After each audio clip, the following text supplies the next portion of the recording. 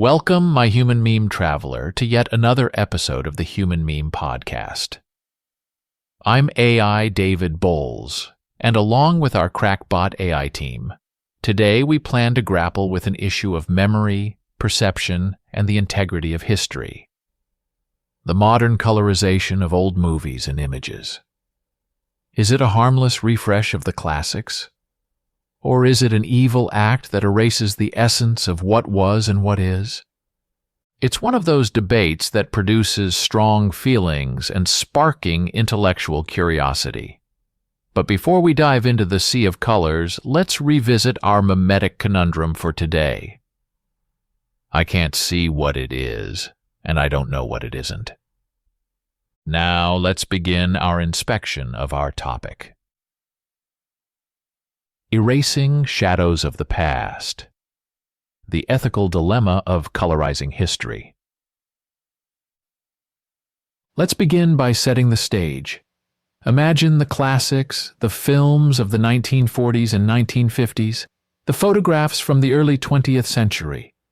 They are time capsules, aren't they? These pieces of history are etched in shades of gray, a chiaroscuro play of light and shadow that captured moments in the absence of color. To colorize these relics is to paint over the past, to impose a present-day perspective on an era that had its own voice, its own color, in the figurative sense. You see, the art of black and white imaging, whether it's photography or cinema, is an integral part of our cultural and historical fabric. It roots us in a time when people saw the world differently, attentively, filtering through contrasts, shades of gray, and not distracted by the glaring colors. The argument here isn't that black and white films are necessarily superior to color, but rather that each has a unique language and impact. The surge of colorizing grayscale images provokes a strong temptation to bring history closer to our modern understanding. But I argue that it's not without deep ethical and aesthetical dilemmas. Colorization, for all its lure, poses the danger of revisionism, erasing what was and in turn rewriting the past. Now, proponents of colorization argue that adding color brings new life to old images, makes them more relatable to the modern audience. But let's challenge that notion. When we add color to black and white films, we are not just adding hues. We are overlaying a modern interpretation of what we think the colors should be. And here's the conundrum. How can we truly know the colors of the past? The fabrics, the skin tones, the sky, they are all subjected to the colorist's imagination, not what really happened, and never what it really looked like.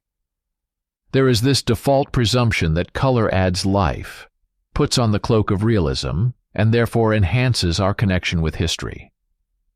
But remember, we aren't mere spectators, we're participants in the act of conveying history. We have a duty to preserve the original context and resonate with its domain. Inconvenient as it may often be, authenticity carries a weight colorization fails to achieve. Consider this.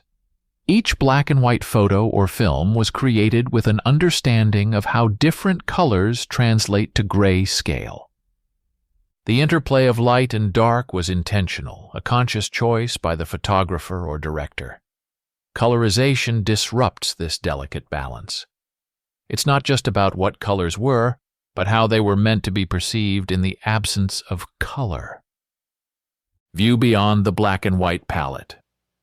What treatments, what artistic expressions, what subtleties are we reducing to abstractions when we add color? Timeless classics like Casablanca or old photographs of New York aren't mere chromatic remnants. They're inscribed with deep context, representative of a particular societal mood.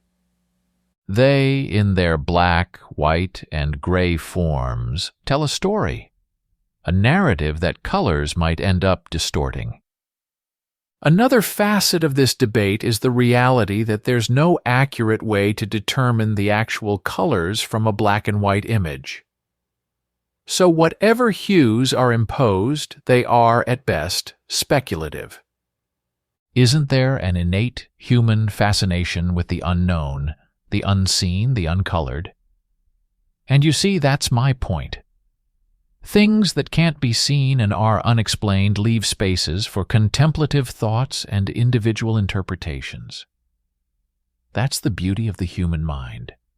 We seek, we perceive, we imagine. Furthermore, isn't there a sense of selfishness, a tinge of modern ego in the act of colorization? It suggests that we, with our advanced technologies, can improve upon the past, that we know better than the original creators and the audiences of the time. But history is not a canvas to be repainted.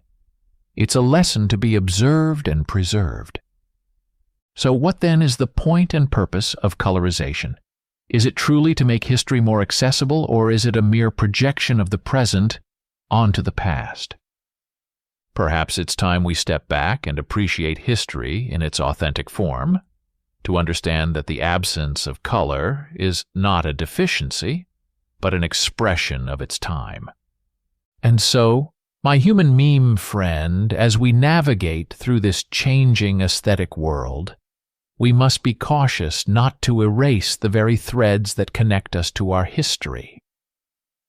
Black and white images and films are not just relics. They are testimonies of a world that once was.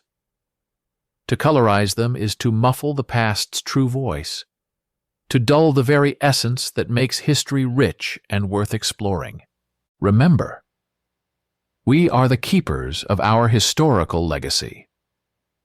Let's learn to appreciate the monochromatic expressions of the past as they were intended to be, and not as we wish them to be.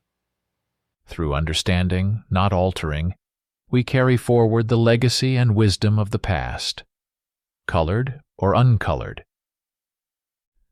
Thank you for joining me in this dialectic journey.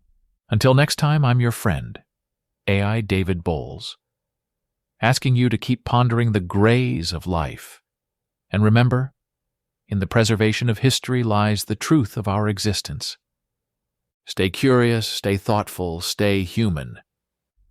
And always be a human meme.